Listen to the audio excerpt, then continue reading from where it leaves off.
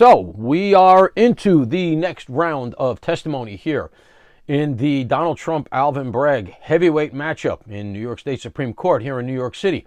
What can we expect from the new witness, Michael Cohen? Certainly going to be some dramatics, but to answer that, we need to look at the theory of the case again. Remember, Donald Trump is charged with 34 stacked counts of falsifying business records relative to entries in his accounting ledger characterizing payments to Michael Cohen as legal expenses. Prosecution is saying those entries represent payments that Cohen made to Stormy Daniels for a non-disclosure agreement.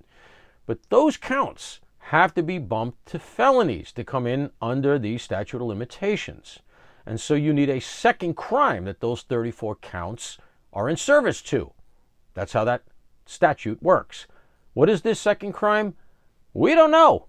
Alvin Bragg has never really elucidated it, but it appears from some of the language in court to be something related to New York State election law conspiring to defraud the electorate.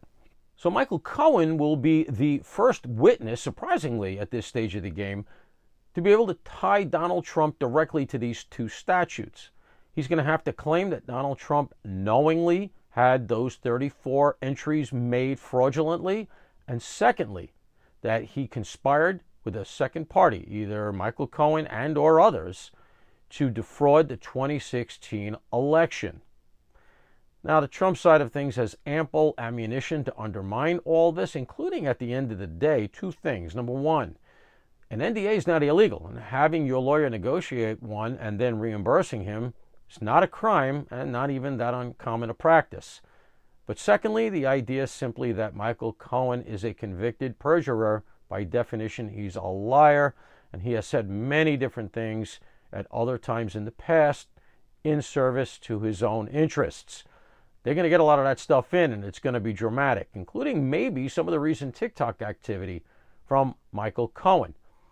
Now, I believe prosecution knows all this. All they really want is to get the word felon attached to Donald Trump. They don't care if all this gets reversed on appeal after November 5, but there's a hidden reason why I think that.